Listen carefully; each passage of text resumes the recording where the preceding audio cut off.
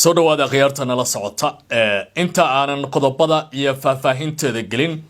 waxaan rabaa horta caawa inaan idin shido muuqaal si fiican u eega muuqaalkan aan shaashada idin saari doono من دون أي عوائق وبحمد الله سبحانه وتعالى الآن المتهم هو داخل السجون ووجدان والله soo qabtay waa dilaagii timaha weynaa ee sheegtay in uu gacantiisa ku dilay 900 oo qof magaalada la yiraahdo Al-Fashir ee ku taala gobolka Darfur caasimada ah ee dalka Suudaan ninkan oo kamid ah ragga sida weyn maalmihii ugu dambeeyay warbaahinta adduunka ay u hadalhayeen waxa lagu magacaabaa Al-Fatih Abdallah Idris waxa loo yaqaanaa Abu Lulu ninkan maalmihii ugu dambeysay adduunka ayuu kiciyay waliba xiisadiisa waxay ahayd mid aad u adag oo dad fara badan toogtay oo rayada oo haween iyo caruur iyo waliba dhalinyaro isugu jiray reer Al-Fashir laakiin hadda gacanta lagu soo dhigay Cabdiraxmaan Dagalo ninka lagu magacaabo oo ah ku xigeenka dacmo sariic nimanka la yiraahdo ee Xamiidati la dhashay ayaa amray ninkan in gacanta lagu soo dhigo intaani la socotay baahintiisa kana kooxda waxa ay ku tilmaameen ninkan inaanu iyaga ka tirsanayn oo san ahayn sargaal haddaba dilaaga la soo qabtay waxa uu yahay xaaladiisa sida hadda ay tahay xabsiga uu ku xiran yahay in noloshiisa idin wadaagi doona qiyaartay nala socotay qodobada kale ee aan idin hayana waxa kamida madaxweynaha wadanka Lebanon Joseph Aoun ninka lagu magacaabo ayaa amray in ciidamada wadankiisa ay rasaas kala hortagaan ciidamada Israa'iil haddii ku soo xadgudbaan wadankooda hadalkan oo noqonaya mid aad iyo aad u adag marka la fiiriyo jawaabta ka iman karaysa dawladda Lebanon maadaama ay ugu dambeysay dagaalada iyo duqeymaha Israa'iil ay sameynayeen ay aad u kordhayeen taasi oo dhalisa xiisada in ay noqoto mid si adkaato oo runtii xanuun badnayd saaka ayaa weerar dhaceen kadib markii ciidamada lugta ah ay galeen magaalo ku taala koonfurta Lebanon Mareykanku waxa uu wadaa qorshe caalami ah oo la doonayo magaalada Gaza in ciidamo lagu geeyo waxa la filayaa in markii ugu horeysay ay ka mid noqdaan dawladda Turkiga oo qudheeda sheegtay inay diyaar u tahay in ay tallaabooyinkaasi qaadaan oo ay ciidamadooda halkaasi geeyaan Mareykanka iyo waliba dawladda Iran waxa soo baxaya warar sheegaya inay wada hadal toosa oo hoose ku jiraan taas oo ay garwadeen ka yihiin Ruushka iyo Jarmalka khiyaartayna la socotay waa 30 October sanadka waa 2025 qodobada oo TikTok soo istaagay isagoo dad ku dhufanaya rasaas nool isla markaana tilmaamaya in uu gacantiisa ku qaarajiyay ilaa iyo 900 oo qof warbaahinta carabta iyo kuwa gobolka bariga dhexe ayaa si isku mid ah ninkan u faaleynaya iyadoo ay qasabtay cadaadis xoog leh inay la kulmaan dawladda Imaaraadka Carabta iyo dacmo sariic oo labadaba taageero iyo xulufowda ahaa maadaama xiisadu ay aad u kululaatay arrinta waxa si aad u sii faahfaahiyay ama u sii ballaariyay warbaahinta baraha bulshada oo ninkan arxan darrada sameynaya uu soo bandhigay warbaahin ay kamid tahay BBC-da Reuters AFP iyo waliba wakaalada kala duwan oo adduunka ah marka laga yimaado kuwa carabta ayaa qaaday tallaabooyin u muuqanaya in haba yaraatee ninkaas aysan u baahnayn in la cafiyo laakiin maanta isagoo garbaduuban oo dharkii militariga ku labisan gacmahana ka xiran ayaa la geliyay qol mugdi ah oo ku yaala Al-Fashir halkaasi oo sargaal sare oo u hadlay ciidamada dawladda gaar ahaan kuwa loo yaqaano dacmo sariic ee Imaaraadka gacansaarka la leh ee burhaan la dagaalamaya ay soo bandhigeen magaaladaasi dad gaaraya 2,000 oo qof ayaa lagu dilay dhowr maalin oo kaliya inta badan dadka la toogtay waxay ahaayeen kuwa aan asal ahaan ka soo jeedin qoomiyadda Carabta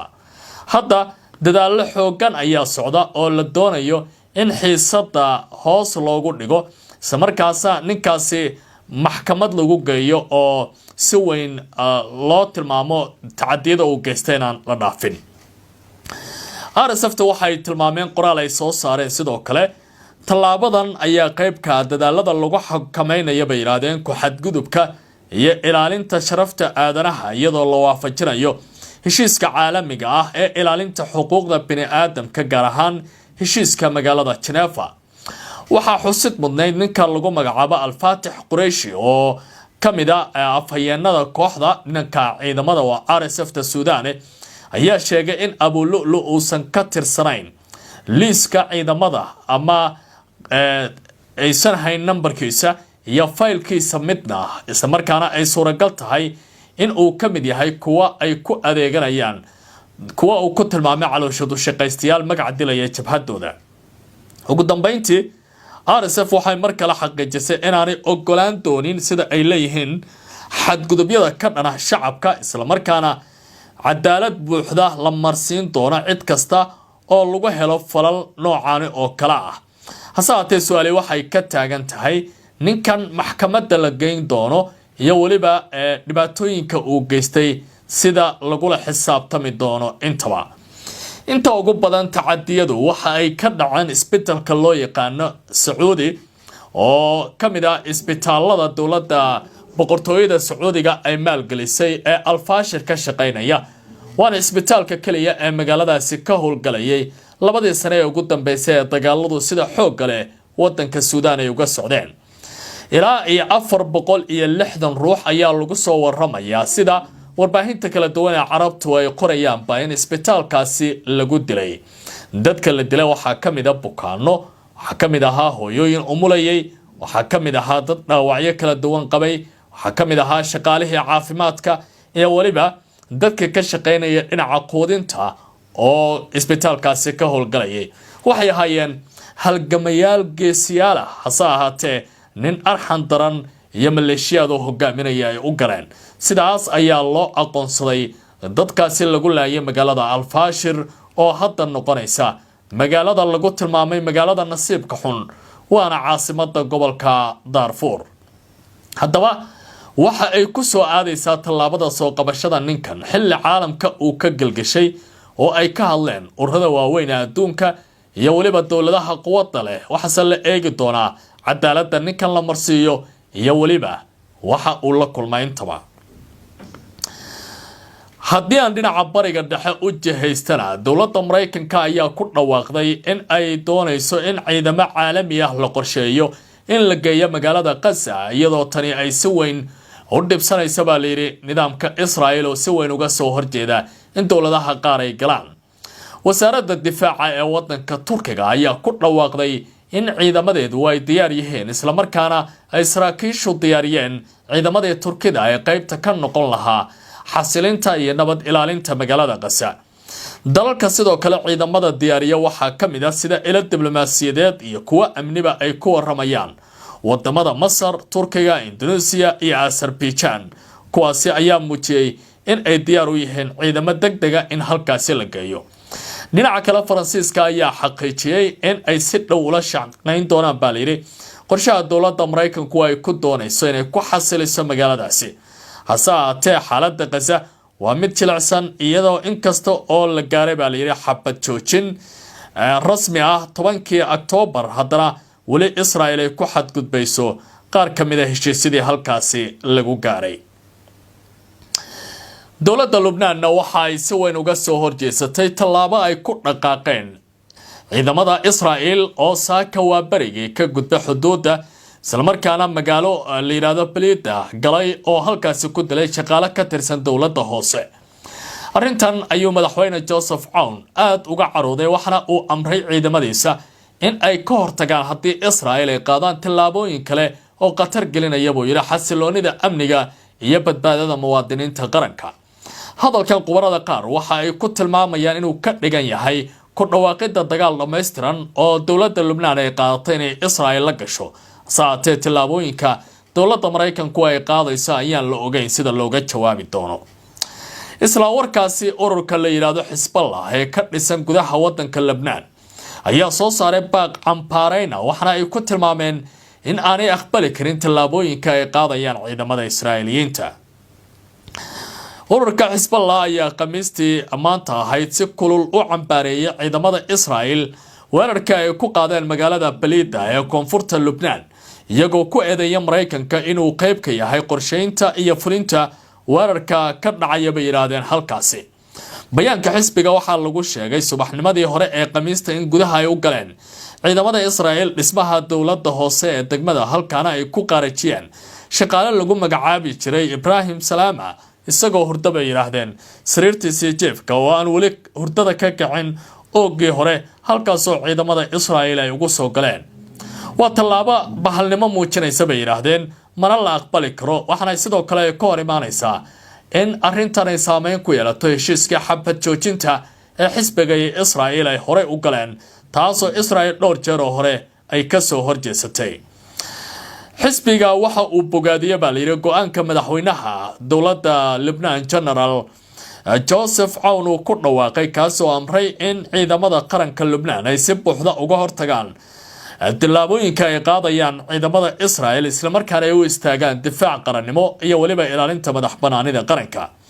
Hezbollah ayaa sidoo kale ku baaqday in la taageero ciidamada qaranka lana xoojiyo baaliyay awoodda difaaca iyo taageerada siyaasadeed ee u baahan yihiin waxa uu sidoo kale ugu baaqay qaramada midoobay golaha ammaanka iyo ciidamada UNIFIL inay qayb ka qaataan tillaabooyin degdeg ah oo lagu joojinayo weerarada Israa'iil ay qaadayaan oo dhibaatooyin gaarsiinaya dadka rayidka ee halkaasi ku nool ugu dambeyntiina warar soo baxaya ayaa tilmaamaya in Mareykanka iyo Iran ay hadda yeesheen wadahadal toos ah oo ay garwadeen ka yihiin wadamada Jarmalka iyo Ruushka labadan kulan oo dhacay baa layiri qaarkood ayaa la muujinayaa in la qariyo xogtooda oo aad loo ilaaliyay waxyaabaha laga hadlayana waxa kamid ah nuclearka xoga laga helay ila diblomaasiyadeed oo reer galbeed ayaa muujinaya in Iran iyo Mareykanku ay ku jiraan wada xaajoodyo hoose oo ay dhaxdhaxaadinayaan Ruushka iyo Jarmalka iyadoo wada hadalladaasi diiradda lagu saarayo ka hortagga kacdoon military oo cusub oo ku saabsan barnaamijka nuclearka kaasoo dawladda Iran ilaa iyo hadda ay ku taagan tahay in ay ku difaacayso qarannimadeeda wada hadal qarsoodi ah ayaa ka dhacay baa layiri qadadka mugdiga ah ee diblomaasiyadda waxaana hogaaminaya dhinaca Mareykanka Steve Witkoff oo ah la taliyaha madaxweyne Trump ee bariga dhexe waxaana la sheegay in xiriir toos ah uu la sameeyay dhinaca Iran isagoo adeegsanaya channel Ruushka iyo Jarmalku ay leeyihiin si dhinacyadan ay u dhameeyaan tacadiyada taagan iyo waliba kala tirsiyada iyo kala fogaanshiyaha labadan dawladood sida lagu sheegay ila ku dhawada xaajoodyada wada hadalladu waxay xoog ka saarayaan sidii loo gaari lahaa heshiis siyaasadeed oo ballaaran oo ay ka mid yihiin dhammaan qodobada muranka dhaliyay ee u dhaxeeya labada qaran